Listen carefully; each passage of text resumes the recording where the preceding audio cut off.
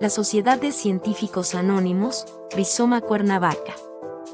Te invita a volver a reflexionar sobre nuestra última charla. Esperamos que te sea útil y retroalimente tu curiosidad.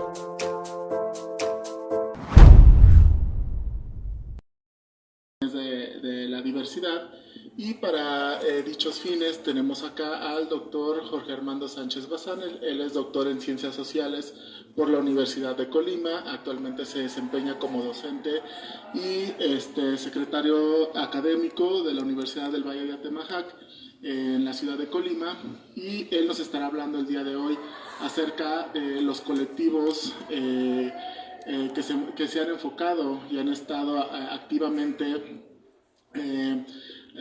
viendo estos temas de la diversidad sexual, de lo cual él nos hablará el día de hoy y cómo de algún modo han estado impactando en la sociedad. Entonces, sin más por el momento, doctor, muchísimas gracias y le cedo la palabra.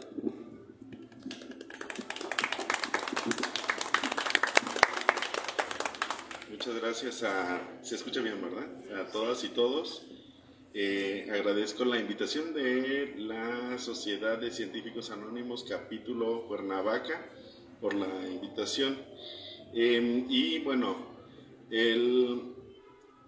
cuando me hace la invitación de participar con motivo del mes del orgullo LGBTIQA+,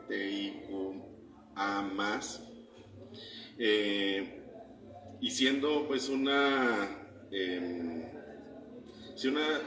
sociedad que pues, busca la generación de este conocimiento de corte científico, entonces de los que les voy a hablar es más allá de hablar de algunas organizaciones, del trabajo que están haciendo, de una forma particular de estudiar desde la ciencia el movimiento LGBTIQ. Entonces, el cual fue el motivo pues principal de mi trabajo de tesis de doctorado, que lleva por nombre La acción colectiva por el reconocimiento de la diversidad sexual en México, la relación de lo público y lo privado en la identidad colectiva. Primero pues hablar que hay una discusión y hay como un entendimiento de lo que es el movimiento o los movimientos sociales, ¿no? ¿Qué es un movimiento social? Y después de eso ver si el movimiento LGBTIQ más, en su momento movimiento homosexual o después movimiento gay, lésbico gay, y ha cambiado de nombre, de objeto, de la lucha, y eso lo vamos a ver en la forma de conceptualizarlo. Si es o no un movimiento social, ¿no? O solamente podemos hablar de la acción que realiza en forma colectiva. Y después un componente bien interesante en estos llamados ahora también nuevos movimientos sociales, que es el tema de la identidad colectiva. Entonces, son algunas de las cosas que vamos a ir comentando y que pues me gustaría que pensáramos y que reflexionáramos al respecto. Primero, mencionar pues que yo creo que la mayoría de nosotros, nosotras o nosotres hemos visto cómo ha ido en aumento esta presencia de las personas lesbianas, gays, bisexuales, transgénero, travesti, intersexuales, en los diferentes espacios, en las familias, en los espacios públicos, en las empresas, en los trabajos, y obviamente como un punto muy importante de esa presencia, pues la presencia en la calle. También el tema de la diversidad sexual pues es algo de lo que se habla más, ¿no? Es decir, hay más mención y las personas lo comentan, a lo mejor algunos desde una perspectiva muy de la diversidad sexual, son unas cuantas personas, la verdad, dicen las personas de la diversidad sexual, o algunos otros que pensamos a la diversidad sexual como una variedad en la sexualidad, en el ejercicio de la sexualidad, que finalmente nos incluye a todas las personas. También es importante pensar en esta diversidad sexual en las personas LGBT, en el ejercicio de la ciudadanía, es decir, en cuanto a la consecución de derechos, la aplicación de derechos, porque si bien es cierto, y eso lo discutíamos mucho con mi directora de tesis, hay un reconocimiento, por lo menos legal, cada vez más importante o una protección de los derechos hacia las personas LGBT. Lo cierto es que la aplicación de ello, pues hay mucho trabajo todavía por hacer. Entonces es importante esa revisión de cómo está la cuestión de la ciudadanía. Y esa emergencia de los nuevos movimientos sociales, no nada más el movimiento en torno a la sexualidad, sino vemos también cómo se remanifiesta, ¿verdad?, con una cara nueva, renovada, el movimiento feminista, ¿sí? Y también pues algunos movimientos como pues los de los maestros, o por la paz, o por las personas desaparecidas, que tienen ciertas características diferentes a los movimientos obreros, estudiantiles, que son considerados los movimientos clásicos. Esos nuevos movimientos sociales, pues ya no, ya su lucha, vaya, no es sobre bienes tangibles, ya no es sobre las cuestiones económicas o las condiciones laborales o las condiciones estudiantiles, sino las luchas migran hacia cuestiones como, por ejemplo, la biología, el cuerpo, la salud, el medio ambiente, la paz, objetos que son mucho más abstractos y que son el punto de la pugna, ¿no? Y bueno, el papel que juega la identidad en estos movimientos de base identitaria, ¿verdad?, que algunos son muy claros, por ejemplo, en el movimiento de los pueblos originarios, pues la identidad es un tema central, es nodal. Igual en el tema del movimiento LGBT, la identidad es un tema central. O en el movimiento feminista, ¿no?, la identidad de las mujeres también es un elemento ahí que juega un papel muy, muy importante en la construcción del mismo movimiento. Estos movimientos, digamos, los movimientos clásicos, los movimientos obreros, la forma en cómo se les estudiaba, principalmente desde el marxismo y desde esta lucha de clases, en donde hay una separación, ¿verdad?, de la sociedad en clases. Por un lado, la clase burguesa, que es la propietaria de los medios de producción, y por otro lado la clase obrera trabajadora, que era quien hacía producir y quien generaba esta plusvalía que finalmente de la cual no gozaban, ¿no? La producción y los bienes generados por esa producción pues no son propiedad precisamente de la clase burguesa. Algo similar nos lo llevamos al terreno de la sexualidad, con esos movimientos, nuevos movimientos sociales, en donde ahora se habla de la producción, pero ya de la producción, digamos, de bienes de consumo tangibles, sino más bien de la producción de la información y el conocimiento, ¿verdad? ¿Quién produce información y conocimiento y bajo qué líneas? Seguramente habremos escuchado cómo algunos grupos pro vida, por ejemplo, hablan de la biología, hablan de la naturaleza, del diseño, de los diseños originales, de ciertas, llaman, ¿verdad?, a ciertas disciplinas científicas, por ejemplo la medicina, para argumentar el cómo se deben de utilizar los cuerpos, cómo los debemos de vivir, cómo los debemos de ejercer, y a partir de eso pues viene la pugna. Entonces, en ese mismo sentido, de que hay una lucha de quién tiene los medios de producción, quién genera esa información y ese conocimiento y quién pues goza de los beneficios de él, es que se puede analizar este movimiento LGBT. Y en ese sentido también Marx hablaba de un elemento bien interesante que es la conciencia de clase, ¿verdad? Es decir,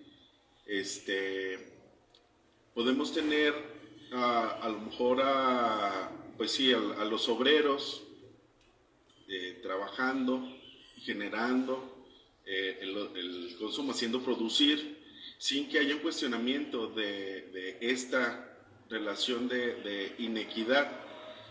Y para ello se requiere pues conciencia, ¿no? Generar la conciencia de clase, de que hay una separación. Y acá esa conciencia de clase, autores como Melucci lo lleva a algo que le llama precisamente la identidad colectiva. Es decir, no toda la gente va a hacer un reclamo, va a generar una lucha, sí, por una injusticia, por así decirlo, sino que se tiene que construir y se tiene que identificar y se tiene que hacer conciencia de la misma, y esa conciencia de clase se traspola a lo que es la identidad colectiva, porque ya no hay una organización propiamente de clase, sino más bien de, en este caso, sexualidades hegemónicas, retomando este concepto también marxista, y sexualidades que han sido consideradas como disidentes, ¿no? que se alejan de la norma. Hay 4 enfoques con los cuales de forma moderna se ha estudiado los movimientos sociales.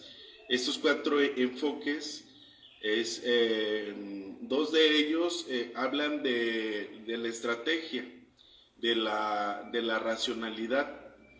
Entonces, el primer enfoque se le llama el enfoque de la movilización de los recursos.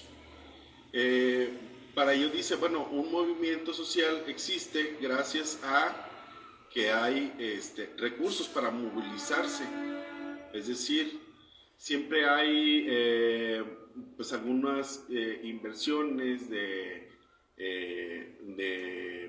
inversiones en cuanto a costos o monetarias, humanas, de diferentes tipos de recursos que se tienen que movilizar, y aparte la lucha generalmente es por los recursos mismos, es decir, por esa distribución que se hace de los recursos.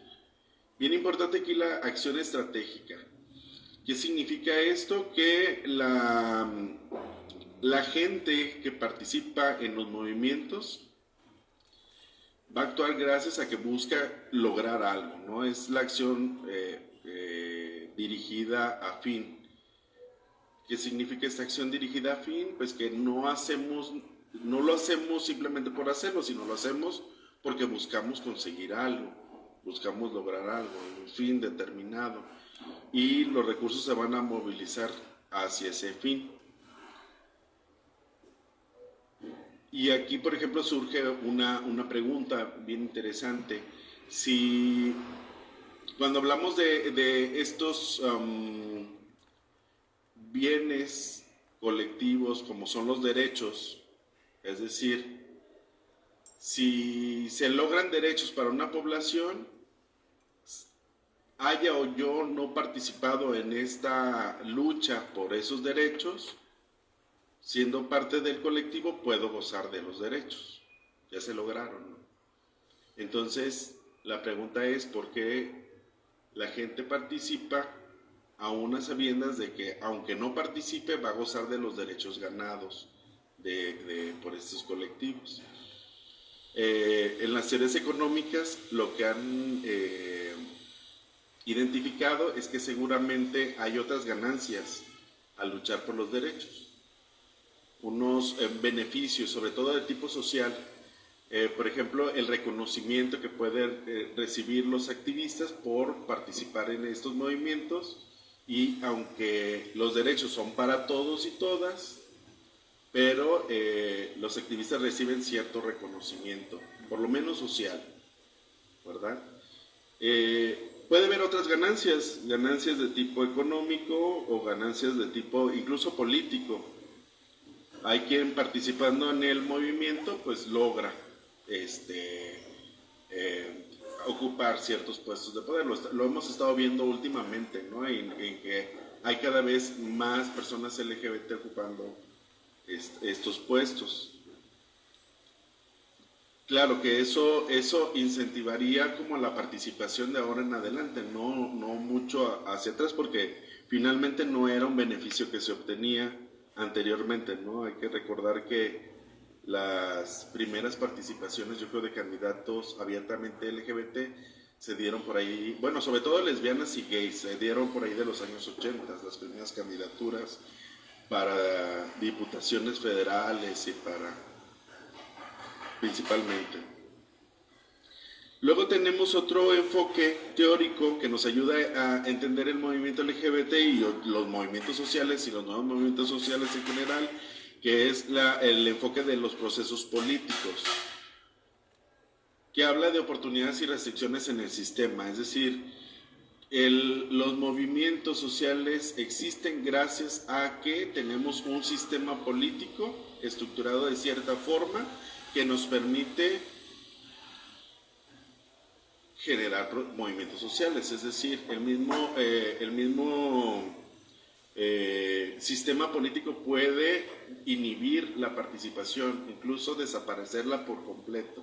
Esto, aquí juega un tema bien interesante, la represión, porque la represión, si es mucha, pues sí apaga un movimiento, pero si tiene cierto nivel de moderación, puede incentivar más la participación.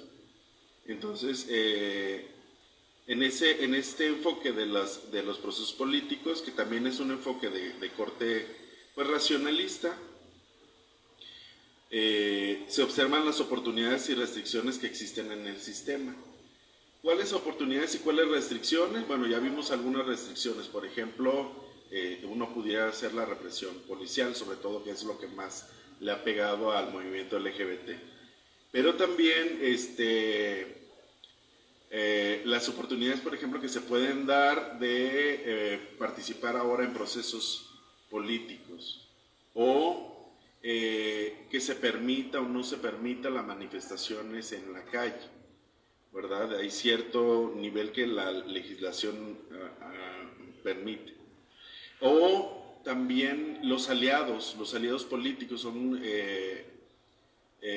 digamos, personas que están dentro de algunos puestos de poder que facilitan y que ayudan al movimiento.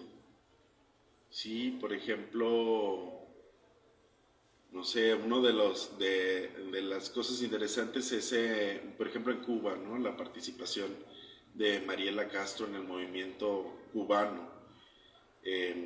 Una aliada del movimiento en Cuba y que pues que está muy activa en la política, ¿no?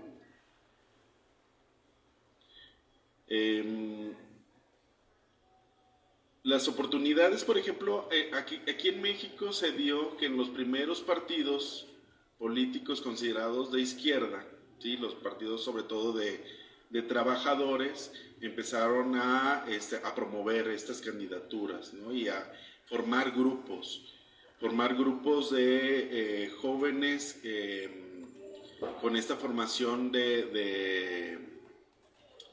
pues sí, de corte marxista, trotskista, que eran gays, lesbianas, bisexuales o feministas, y que impulsaron la participación del movimiento LGBT. Los primeros grupos de activistas, las primeras organizaciones o asociaciones o colectivas, pues eran con esas características, tenían una alta formación política.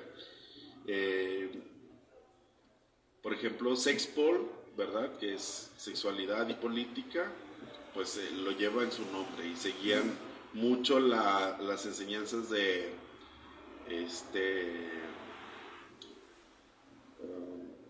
bueno, se me fue el nombre, pero es una corriente alemana de la sexualidad. Por otro lado, dentro de esos 4 grandes enfoques tenemos el enfoque de los procesos enmarcadores, que incorpora variables culturales, es decir, la cultura por sí misma puede producir también las condiciones necesarias para que se dé el movimiento. Y a través de algo que se le llaman los marcos culturales de acción colectiva, es decir, es como una especie como de molde, como de marco que permite encuadrar, llaman la acción colectiva. Y lo vemos ahí en ciertos repertorios, ¿verdad?, de acción. Por ejemplo, vemos en el movimiento LGBT una de las acciones más conocidas, la que más se divulga, pues es precisamente la marcha del orgullo, pero pues habrá boicots, habrá plantones, habrá la huelga en su momento, ¿verdad?, para los movimientos obreros, o el uso del extensil o los panfletos, entre otros mecanismos que permitían precisamente el involucramiento en acciones de tipo colectivo. Y por último, el cuarto enfoque, que le llamamos el enfoque de los nuevos movimientos sociales, que se centra en esta construcción de la identidad colectiva. Cómo las personas se reconocen como LGBTIQA+, ¿verdad?, cualquiera de las identidades, pero aparte esa identidad le permite exigir y le permite participar y le permite estar. Y aquí entra un tema bien interesante, ya bien particular en el movimiento LGBT, que no existe o que no se usa o no hay a lo mejor un similar en otros movimientos, que es por ejemplo pues el closet, ¿no? El closet es digamos, un obstáculo, una dificultad precisamente para lograr esa identidad. Y las personas pues que están en el closet, que no reconocen su identidad, o no construyeron esta identidad gay, lesbiana, bisexual, trans, etcétera, pues entonces no van a participar en el movimiento, ¿no? Se van a mantener ahí ocultas con un cierto nivel de funcionalidad, y ahí es donde la misma cultura, ¿verdad?, de los procesos enmarcadores, que era el enfoque anterior, no, pues va a ayudar o va a dificultar, ¿no? Ahora, por ejemplo, uno de los temas importantes y que salió precisamente en el estudio y que habla de esta construcción de la identidad colectiva es el tema de la visibilidad, ¿no? La visibilidad, que es un término, un concepto que se puso pues muy en el común. Muchas personas hablamos de visibilidad y ya es un término que se usa en el cotidiano, ¿verdad? Ya está muy en lo cotidiano. Esta visibilidad precisamente es la posibilidad de no solamente de construir una identidad, sino también de expresarla y de utilizarla en esta acción colectiva. Entonces,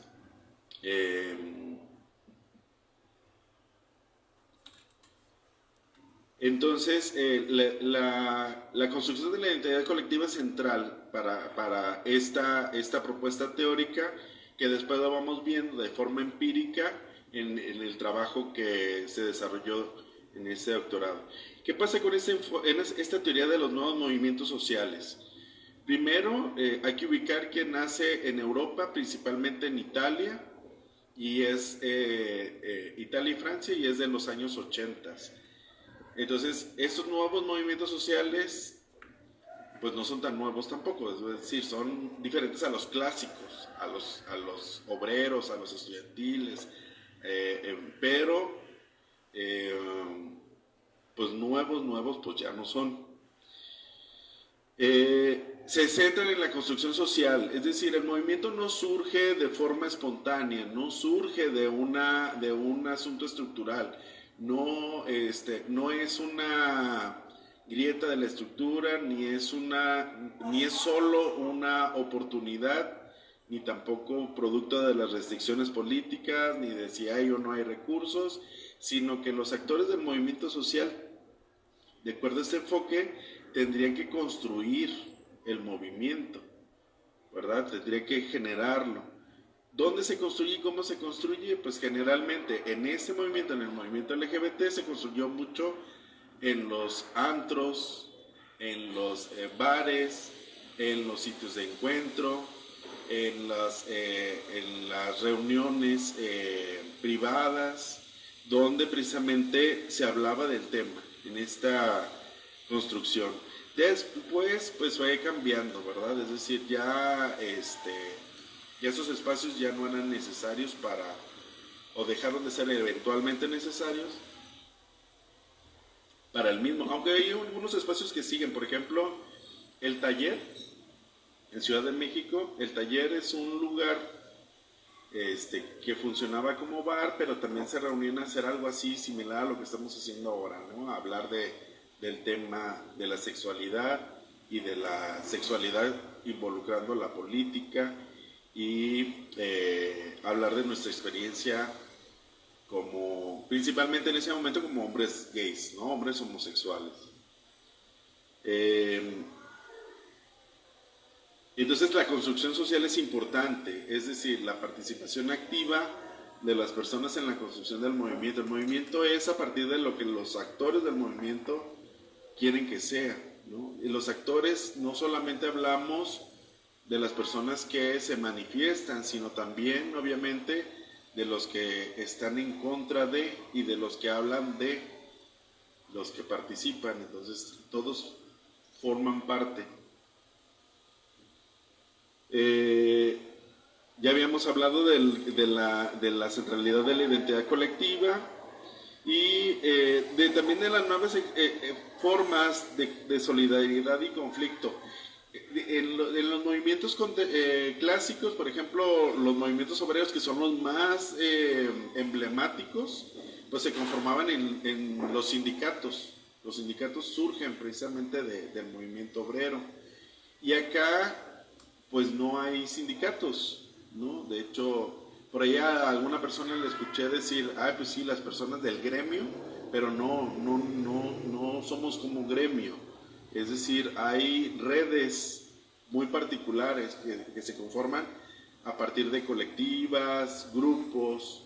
Muchos de los grupos son grupos universitarios, que eso es algo bien interesante. Es decir, en las universidades también fue donde se generó esta construcción del movimiento LGBT, ¿no? Que tenían sus grupos y que siguen teniendo grupos y parece que van a continuar estos grupos.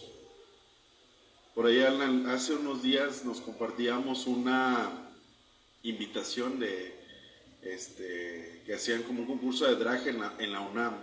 Entonces, digo, llega a estos espacios en esa transformación del movimiento que va a tener y que debe tener, ¿no? Es decir, a mí me tocó ver el movimiento y analizarlo, estudiarlo en un momento en el que estaba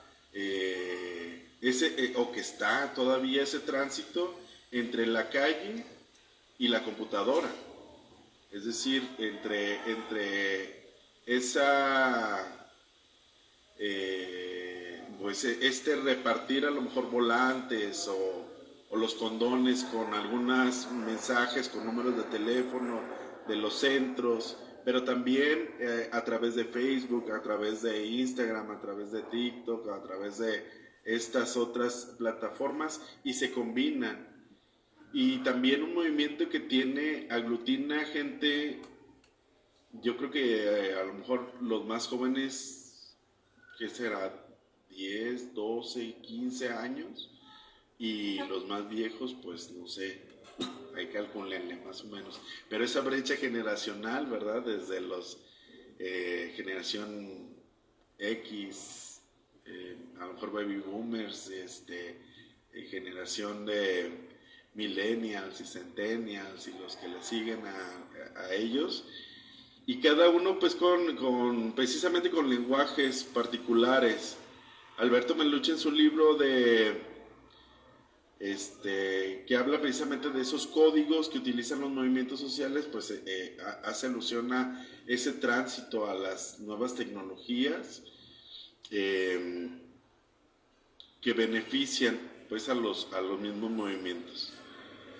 Y así como hay diferentes formas de construir grupo, de hacer solidaridad, pues también nuevas formas de establecer el conflicto, ¿verdad? Es decir, no hay que perder de vista que hay un conflicto ahí que es el que lleva precisamente a que surja el movimiento social, es decir, es una expresión pura del conflicto, y que el conflicto mismo no ayuda a explicarlo, es decir, puede haber conflicto y no generar movimiento social, como no puede haber movimiento social sin conflicto, ahí hay una relación necesaria. ¿Qué pasó con el movimiento LGBT mexicano? Pues una difusión bien interesante del centro hacia las periferias, ¿no? Las primeras manifestaciones registradas son en Ciudad de México, muy influenciadas, sumamente influenciadas por los movimientos en Europa.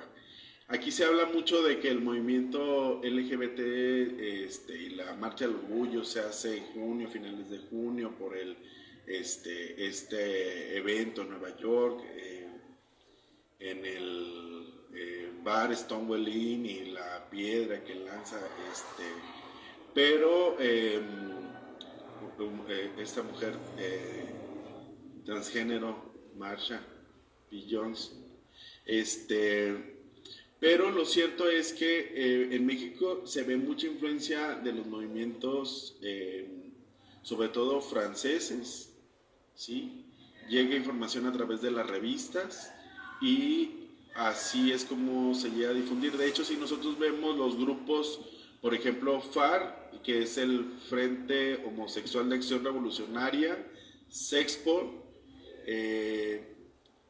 siguen los mismos nombres de estos grupos en Europa, es decir, retoman esos nombres, ¿no? del mismo movimiento español que en los 70 se estaba peleando por el tema de la ley de peligrosidad social,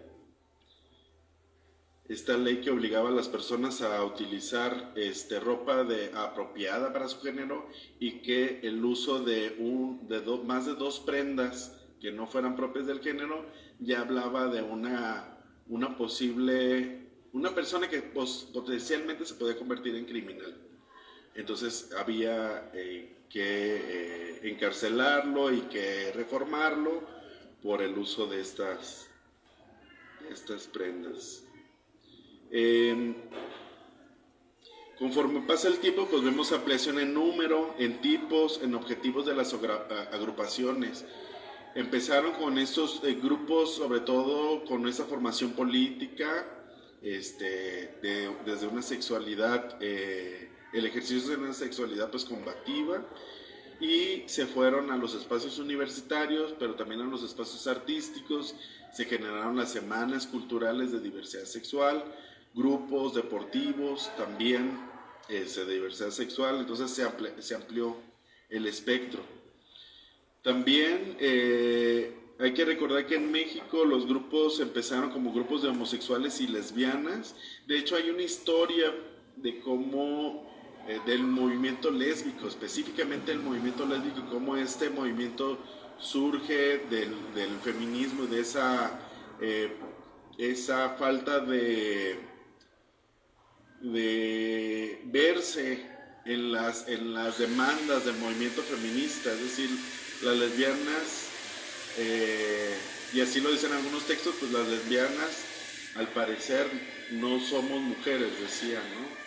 Y bueno, ahí hay algunas autoras, sobre todo de literatura queer, que hablan precisamente de la identidad lesbiana, que se construye a partir de las relaciones entre mujeres donde los hombres no es necesario, ¿verdad? Es decir, una mujer lesbiana, o una lesbiana más bien, no una mujer lesbiana, una lesbiana construye su identidad a partir de su relación con mujeres y no con los hombres. A diferencia de las mujeres que se construyen a partir de las relaciones con hombres. Y también esta transformación de estas identidades homosexuales y lesbianas a lo que es la identidad gay, ¿no? Una identidad que ha sido globalizada, es decir, la identidad gay no es una identidad que surge de las localidades, sino que viene de fuera y la adoptamos y la combinamos y generamos a lo mejor una propuesta diferente, pero son adaptaciones.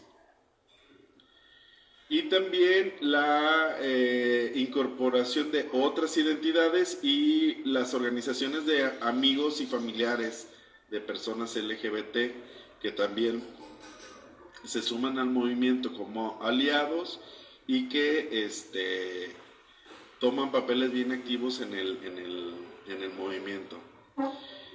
Hay un tránsito de la militancia en los partidos políticos de izquierda, los movimientos feministas de liberación sexual, hacia partidos a lo mejor de ideología conservadora, ¿verdad? Ya vemos grupos LGBT en partidos considerados conservadores, en donde no esperábamos verlos. Entonces, también es algo que existe. Y por otro lado, el paso de los colectivos, de los grupos, de los espacios de encuentro hacia las organizaciones de la sociedad civil. Es decir, algunas organizaciones y grupos LGBT pues se convirtieron ahora pues tienen su registro federal y pueden acceder a recursos, a fondos y pueden pues sí ampliar pues su marco de acción gracias a que hay recursos, pero también limitar o negociar, ¿verdad?, sus demandas, ya no son tan autónomas.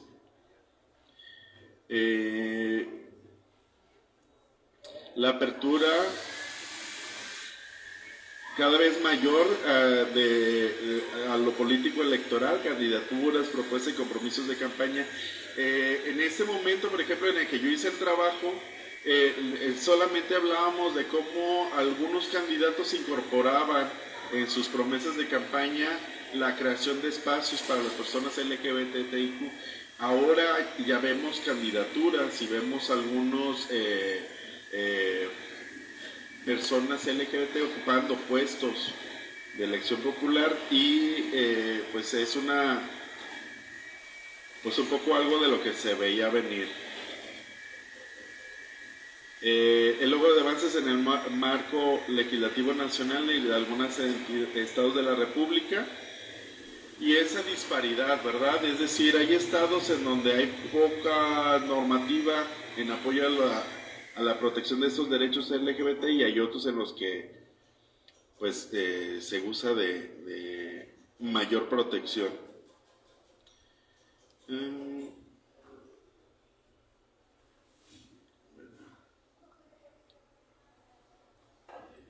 El cambio de los medios electrónicos alternativos de comunicación, como son las redes sociales, el proceso de mercantilización del movimiento de diversidad sexual, ¿no? De lo que se ha hablado del impuesto rosa, de cómo proliferan a lo mejor productos o algunas marcas que utilizan los colores del arco iris para ganar aceptación y vender. El turismo gay, que también es algo que pues que se deviene del mismo movimiento, es decir, son como distorsiones del movimiento. Por un lado, o esta mercantilización, pero también esta sí, como cooptación de lo que son los grupos y de los mismos liderazgos por parte del sistema político. Y bueno, nada más comentarles que ese trabajo pues se realizó a partir de principalmente una mezcla ahí de metodología cualitativa, cuantitativa. El trabajo que yo realicé, pues el trabajo de campo se realizó en el 2017. Sí, en el momento en el que lo presento, se da un cambio político importante. Entonces, lo cierto es que estamos viendo esto, hay algunas cosas que permanecen, hay algunas cosas que cambian, que se refinan, que se transforman, porque así son los movimientos pues como su nombre lo indica, se mueven, ¿no? Cambian, mutan, desaparecen, aparecen de la escena, en algunos momentos se vuelven visibles, en otros están latentes. Se habla, por ejemplo, de esos periodos de latencia donde parece ser que es el resto del año, en que lo LGBT a lo mejor no está ahí, pero sí está, se está dialogando, se está cocinando, se está armando, se está organizando para que en junio reaparezca de forma con más fuerza, ¿no? Y reaparezca en junio y reaparezca en los periodos político-electorales y reaparezca en ciertos momentos que son los periodos de visibilidad, de los que también hablaban autores como Tilly o como Tarrow, que hablan de eso, es decir, el movimiento pues transita entre la visibilidad y la latencia. Y pues no sé, ahí una de las conclusiones es regresar a la teoría, al ver el movimiento, dice Melucci, como un sistema de acción colectiva. Un sistema de acción colectiva, ¿qué significa? Que no solamente vamos a observar el comportamiento, no solamente vamos a ver la manifestación, sino vamos a ver qué es el fin último, lo que se espera lograr, pero también cuáles son los recursos de los cuales echa mano la gente que está en el movimiento, los actores del movimiento, que pueden ser personas, pueden ser grupos, pueden ser colectivos, pueden ser redes, pueden ser las mismas instituciones que participan en el movimiento, puede ser la contraparte, ¿verdad? Hay algunos trabajos bien interesantes de cómo el movimiento LGBT se ha nutrido y ha cobrado más fuerza cuando el movimiento Provida o los movimientos católicos, cristianos, etcétera, pues son como más combativos y ponen el dedo en la llaga, ¿no? Es cuando busca, por ejemplo, en Colima lo vimos, el promover las ECOSIG, y entonces en ese momento surgen los grupos LGBT para decir, pues no, aquí lo vamos a buscar más bien bloquearlo, ¿no? Entonces nutre de forma bien importante, o cuando hay algunas declaraciones de estos grupos que inmediatamente reaparece los grupos feministas o LGBT. Y como sistema de acción colectiva, pues sí necesariamente va a haber construcción social y tendría que existir este sistema, es decir, el sistema de oportunidades y restricciones políticas para esta idea de ver el movimiento como un sistema de acción, pues es como el escenario, ¿verdad? Es el escenario, es el tablero de juego con el cual podemos nosotros ir jugando nuestras piezas. Y pues, no sé, me gustaría detenerme aquí para, pues no sé si quieran comentar algo, hacer alguna pregunta respecto a eso que les planteo. Sí, adelante. Sí, se ocupa el...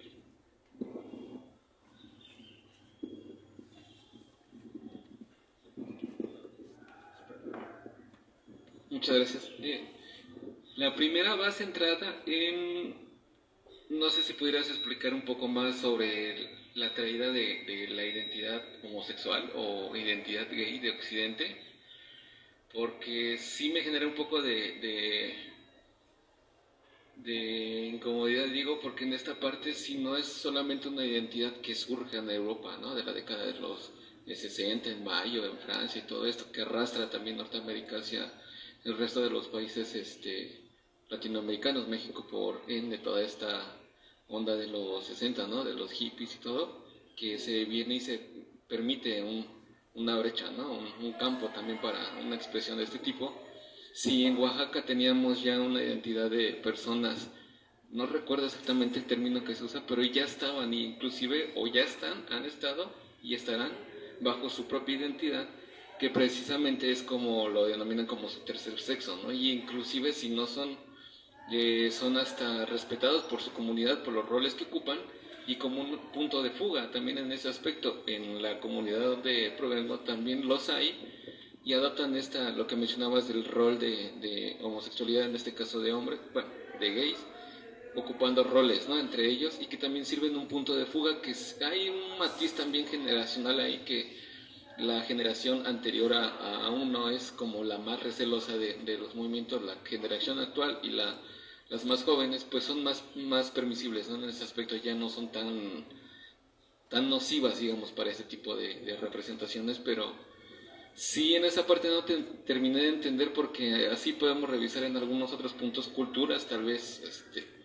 precolombinas quizá, ya existía esta figura, tal vez no la denominación de gay homosexual como lo concibo en esta parte puramente occidental, pero ya la sabía.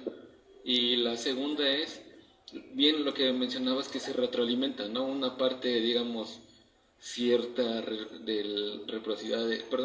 toxicidad del status quo, que no quiere que cambie la cosa, permea o hace cualquier movimiento y surge la contraparte, y es ahí donde gana adeptos, ¿no? Esta parte de simpatías con la sociedad, porque precisamente hay, como lo mencionabas al inicio, ciertos aspectos que yo me iría más hacia el término de cuestiones socioculturales, contextos muy específicos que los hacen permanecer dentro del closet. En algún momento tal vez van a gozar de ciertos aspectos y derechos correspondientes a toda esta demanda, pero sus entornos tal vez todavía son muy arraigados, que no se sienten con la naturalidad y hasta seguridad de poder expresarse lo que realmente sienten.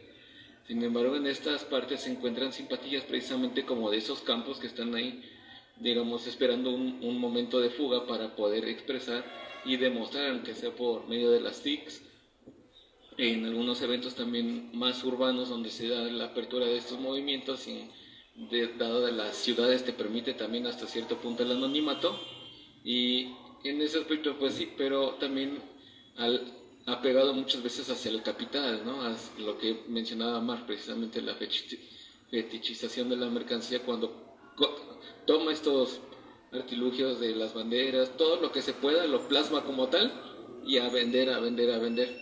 Y precisamente también eso llega a la comercialización de los movimientos a otro tipo de públicos o a otro tipo de comunidades, y se puede cooptar y tomar a partir de, no expresarse tal vez de esa manera, pero en efecto es muy importante esa parte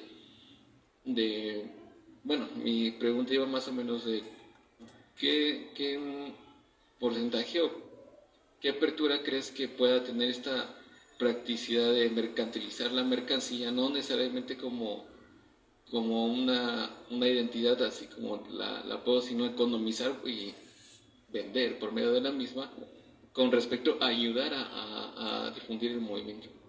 Muchas gracias.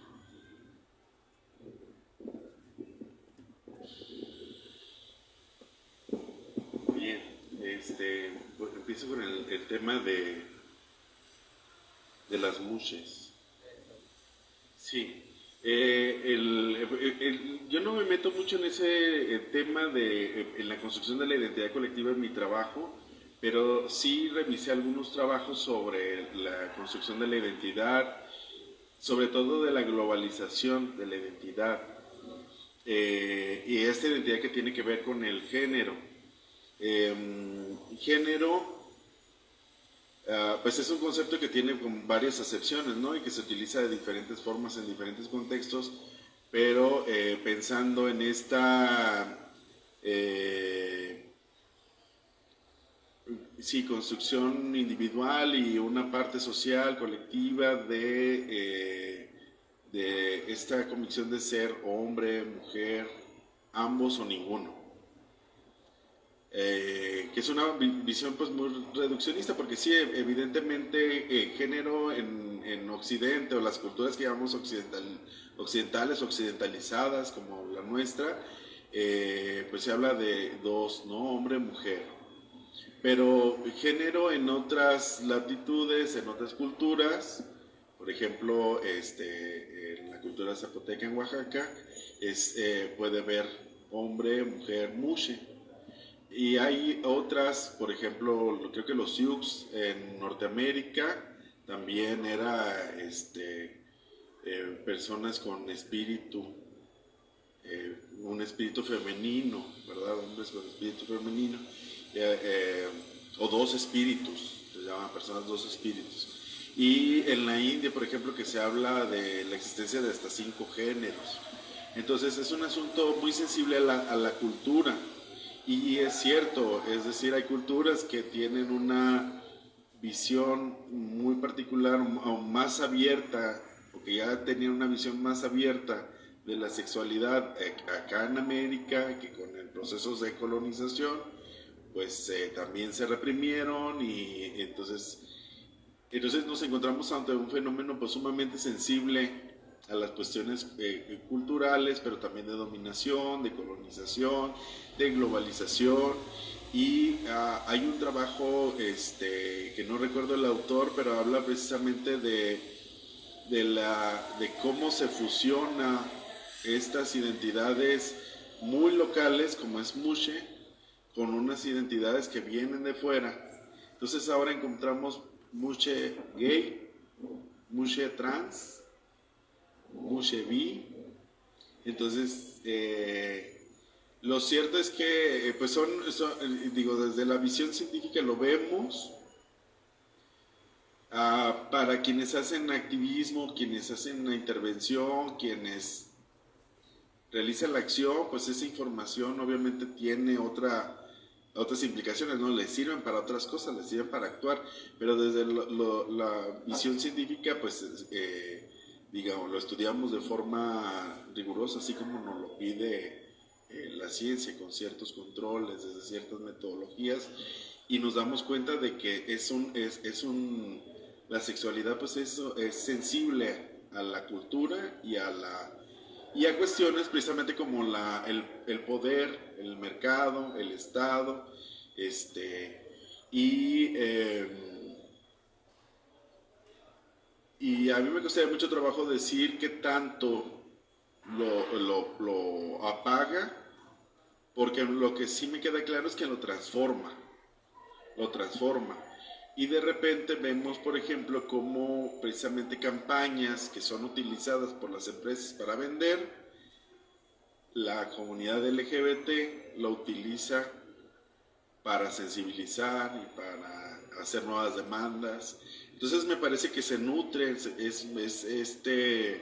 más allá de un nadar contracorriente, parece que eso sirve, ¿no? Es decir, la misma búsqueda del mercado, de apropiarse de lo que hace o de lo que produce el movimiento, puede terminar potenciando el mismo movimiento. Lo mismo que con los grupos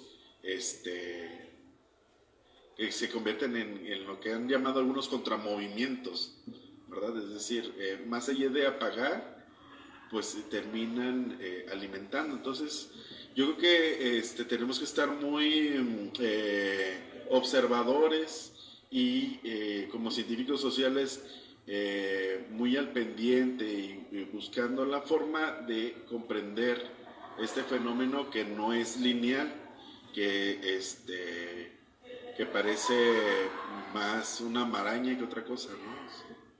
Sí, no sé. Sale beneficioso como lo que pasó, creo que fue en CNDH, ¿no? Que hicieron las banderas, no recuerdo la oficina de Infonavit, sí. Y los sindicatos, la clase obrera, quemaron las banderas, ¿no? Y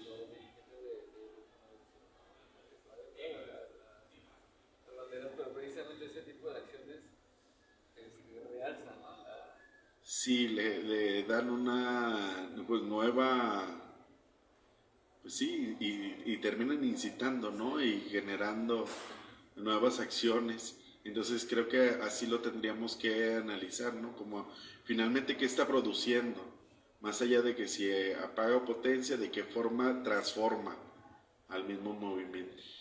Sí. Adelante.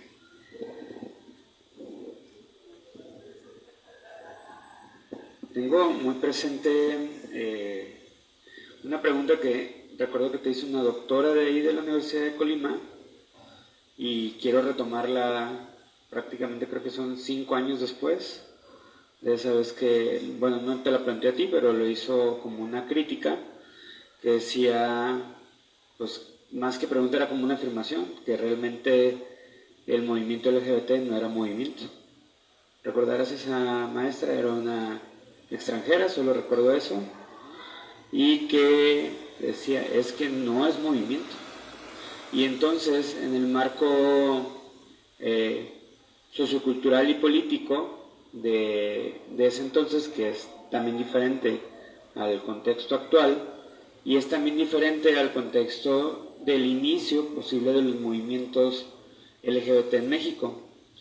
Entiendo también que el movimiento, no sé si podría decirse así de una forma correcta, que se ha valido o se ha validado a través de otros movimientos. Por ejemplo, la primera marcha del orgullo homosexual en 1979, como antecedentes era el acompañamiento de otros o de mismos homosexuales en otras marchas, por ejemplo, las de manifestaciones por los halconazos o por los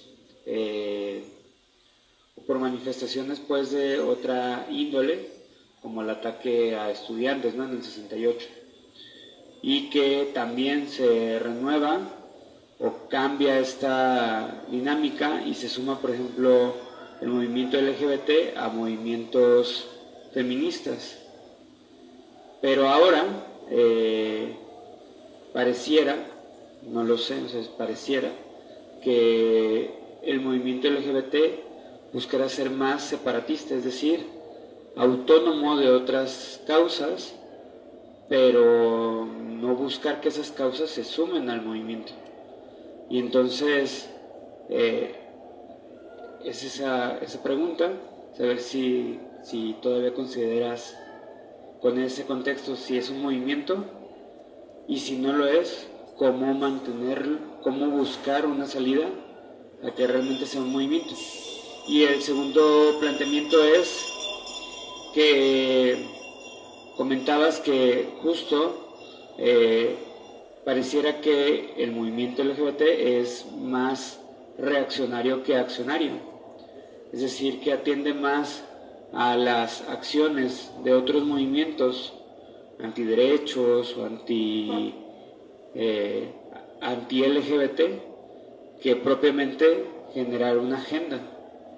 Y creo que comparto esa visión en el sentido de que, por ejemplo, en otros momentos político-electorales de otras latitudes como Argentina, donde el movimiento LGBT está viendo mermadas o con retrocesos a los derechos, entre comillas, alcanzados, pues otra vez vuelve a ser reaccionario, vuelve a decir, ya teníamos estos derechos y nos los desconocen o nos los quitan, pero pareciera que no hubo una organización previa o una acción permanente para que esos derechos pues no se desdibujaran tan fácil por un actor político o por un movimiento político. Serían esas dos cosas.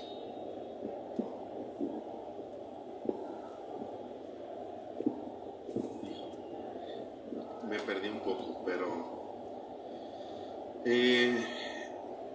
no sé si es más reaccionario o tiene una agenda propia. Lo cierto es que es muy sensible, me parece, todos los movimientos al contexto. O sea, en realidad, pues sí, como somos las personas, ¿no? Es decir, estamos atravesados por cuestiones culturales, económicas, políticas, sociales, ideológicas, etcétera, religiosas, sistemas de creencias, entre otros. Y entonces, de la misma forma, el movimiento. El movimiento LGBT y esos trabajos, por ejemplo, hablaban de cómo esto sucede también como con el movimiento feminista. Hay que recordar, por ejemplo, el movimiento de ACT UP, que era cuando digamos, las primeras luchas para que las personas con VIH tuvieran tratamiento, que se dio sobre todo en Estados Unidos, y que les llegaron a vetar, por ejemplo, sangre simbólica a los médicos, etcétera, para precisamente como pues esta manifestación surgían, y estas manifestaciones eran a partir de cosas que habían sucedido precisamente por parte de las instituciones o de grupos conservadores o del mismo Estado. Entonces creo que tal vez en algún momento los movimientos van a transformarse, a llevar agendas ya no tan sensibles a esto, o no tan ligadas a lo que está pasando, pero por el momento se nutren mucho de lo que sucede, ¿verdad? De esos ataques, por así llamarlos. Y yo creo que el término movimiento, el concepto movimiento, pues como concepto, pues tendrá diferentes definiciones, es decir, desde una mirada puede ser considerado movimiento, desde otra no. Y de hecho, por ejemplo, en mi trabajo yo me centro más en el tema de la acción colectiva, más que en denominarlo o no movimiento, porque creo que el tema de la acción, de lo que se realiza, es importante, y explicarlo, por qué sucede y cómo sucede, en dónde sucede, ¿verdad? Y cómo está, pues sí, fue colonizado, fue globalizado, mercantilizado, etcétera, y la acción continúa. Entonces, sí tiene muchas características de lo que los autores, los teóricos hablan de lo que son los movimientos, ¿no? Decía, estos periodos de latencia y visibilidad. A los movimientos no los vemos todo el tiempo en acción, no los vemos todo el tiempo en las noticias, ni tampoco los vemos todo el tiempo en la calle. Van y vienen. De repente hay momentos en los que son muy visibles y hay momentos en los que pareciera que ya todo está resuelto. Entonces, llamarlo movimiento ayuda a comprenderlo desde diferentes miradas, y dejar de llamarlo movimiento y centrarnos en otras partes, pues nos ayuda a comprenderlo de diferente forma. Me parece que lo que sucedería es eso, es decir, el lente con el que nos ponemos para ver a esto que está sucediendo cambia. Entonces, pues me parece que es sumamente legítimo decir, no hay un movimiento si lo estás analizando desde un enfoque particular, ¿verdad? Pero lo que sí es cierto es que hay acción, y hay mucha acción por parte de diferentes actores del movimiento. Entonces, no sé si por ahí responda las preguntas.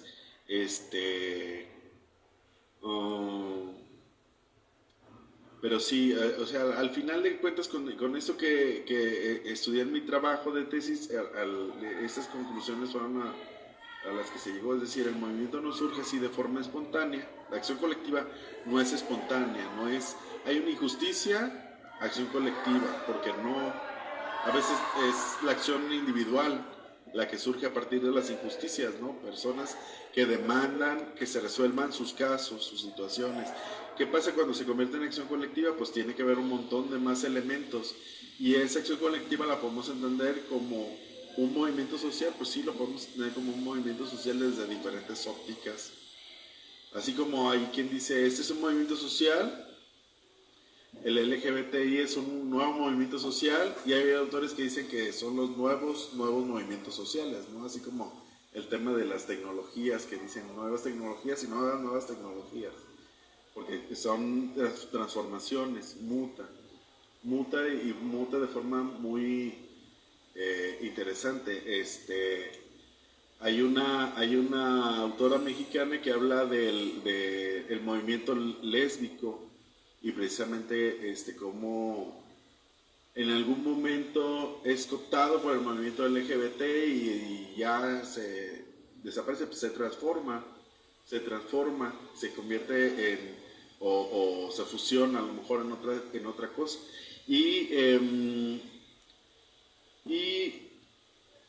esto de las separaciones o lo de los separatistas, pues es algo que tiene mucho tiempo. Hay que recordar que el movimiento, la primera manifestación de personas homosexuales y lesbianas no fue en una marcha del orgullo, fue en una marcha conmemorativa de la Revolución Cubana. Ese mismo año, pero en julio. Y creo que la del orgullo fue meses después. Entonces, ya existía ese tema de personas lesbianas, gays, más adelante bisexuales, trans, travestis, intersexuales y todas esas identidades que se han ido visibilizando dentro de este colectivo. Sí, siguen participando en otras causas y se siguen manifestando como colectivo con otros movimientos, así como lo hacen en el propio. Entonces no surge una marcha del orgullo, y eso es también algo que es bueno mencionar, porque se habla de junio, del orgullo gay, de Stonewall Inn, y hay autores que dicen que eso es un mito de origen, ¿no? Que en realidad, pues no, el movimiento, que se puede hablar de un movimiento homosexual incluso que surgió en los años 20, ¿verdad? En ciudades como Berlín o en Londres, que había también acciones como las de el Comité Científico Humanitario, que lo que buscaba era explicar que la homosexualidad pues no era antinatural, era una condición de la sexualidad y que no tenía por qué ser criminalizada ni patologizada. El Comité Científico Humanitario pues surge en Berlín en los años 20, ya después desaparece por las guerras, ¿sí? Entonces, y por la intervención de Hitler, entre otros, ¿no? Pero no es tan nuevo como se menciona, ni tampoco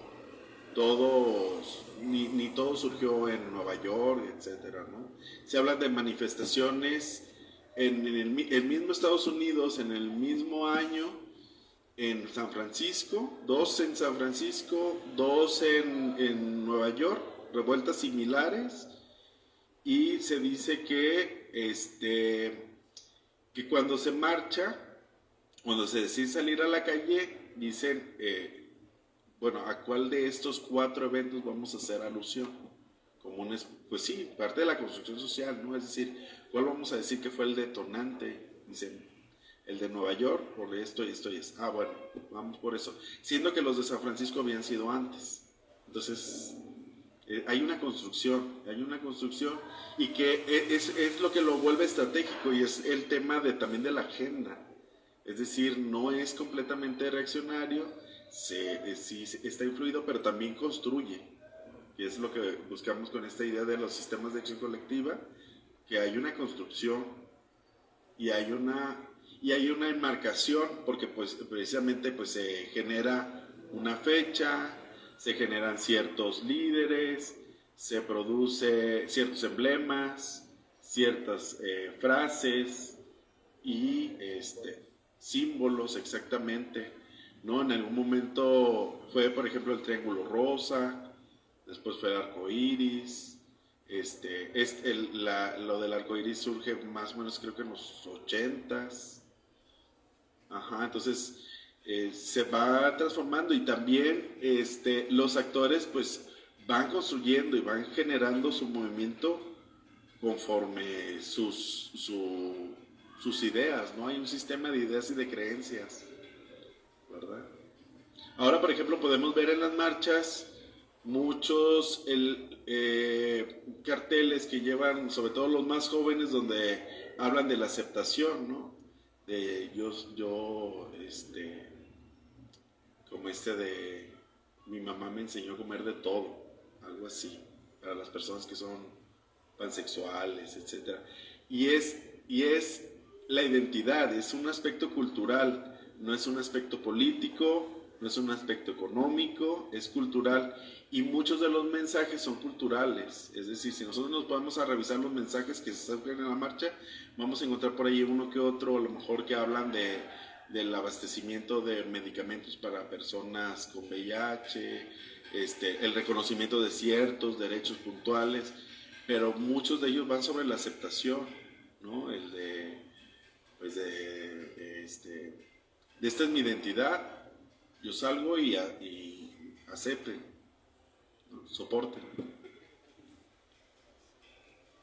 Sí, no sé si hay algún otro comentario, pregunta, duda. ¿No? Pues muchas gracias. Bueno, yo nada más tengo una pequeña pregunta. Por lo que hemos estado viendo últimamente, lo que ha pasado en algunos países como Estados Unidos, en donde pareciera que ahora este conservadurismo comienza a prevalecer otra vez, ¿no? Llega Trump, echan abajo estas leyes que vinieron a partir del caso de Roe versus Wade, por ejemplo, ¿no? Que habla por cuestiones del aborto. ¿Cómo en un futuro se podría ver esta cinética, ¿no? Pues no solamente en Estados Unidos, sino digamos en nuestro país, donde pareciera que ahora prevalece un poco más la izquierda, donde se ha visto que hay nuevos cargos de elección popular y demás. ¿Cómo pareciera que va avanzando esto en el país y en un futuro? Digo, no tenemos una bola de cristal, pero en un futuro, ¿cómo pareciera que esto va a seguir prevaleciendo? Sí, es un aprendizaje para quienes estudian la sociedad y sus cambios y su evolución, como para los mismos activistas, ¿no? Es decir, pues un derecho conquistado pues no es para siempre. Es decir, hay retrocesos, la evolución o el desarrollo no siempre es hacia arriba, hacia adelante, ¿no? Sino que hay estos retrocesos. Y ha pasado para todos los movimientos. En algún momento hemos visto cómo da ciertos pasos el movimiento feminista y de repente les llega con una modificación a las leyes en donde se protege la vida desde el momento de la concepción. Entonces ya les tumbaron. Vimos o fuimos testigos, por ejemplo, de ahora en Estados Unidos, pero también Francia, ¿no? Sociedades que creíamos avanzadas en el tema, más desarrolladas, y que nos hace cuestionar esa idea del desarrollo y del progreso y de la evolución, ¿verdad? De la evolución, los biólogos, que es un tema ahí bien importante, sí, que no necesariamente va hacia lo mejor, pues por así decirlo, hacia lo positivo, sino que tiene... Entonces, sí, puede haber esos retrocesos, la historia nos los ha mostrado varias veces, les decía, cuando esta sociedad de los 20s, ¿verdad? En Berlín, pues de repente se cae, se regresa. Y por otro lado, entender que la izquierda, la ideología de izquierda, pues no es completamente tampoco abierta a las sexualidades. De hecho, nos ha mostrado muchas veces su parte más represora hacia la sexualidad, ¿no? Es decir, pues en la Revolución Cubana fue muy perseguido este autor Arenas, ¿no? Que era gay, ¿no? Y muchos otros homosexual y muchos otros intelectuales homosexuales fueron perseguidos en la Revolución Cubana.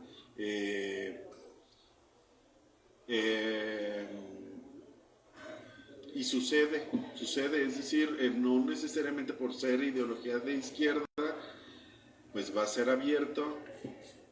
Y lo que nos han mostrado, por ejemplo, aquí es que partidos conservadores pueden abrir como ciertos espacios también, entonces, pues hay que estar como al pendiente como de esos cambios, ¿verdad? Es decir, no creo que estamos sobre terrenos cada vez más cambiantes y ahora con estos tiempos posmodernos en donde también es mucho movimiento y las tecnologías de información también nos plantean otros movimientos que tenemos que estar al tanto. Pues nada más eso, es decir, retrocesos son posibles, los hemos visto y yo creo que por eso se requiere un movimiento LGBTIQA+, pues muy combativo y muy al pendiente de lo que está sucediendo, es decir, que no se duerma, ¿verdad?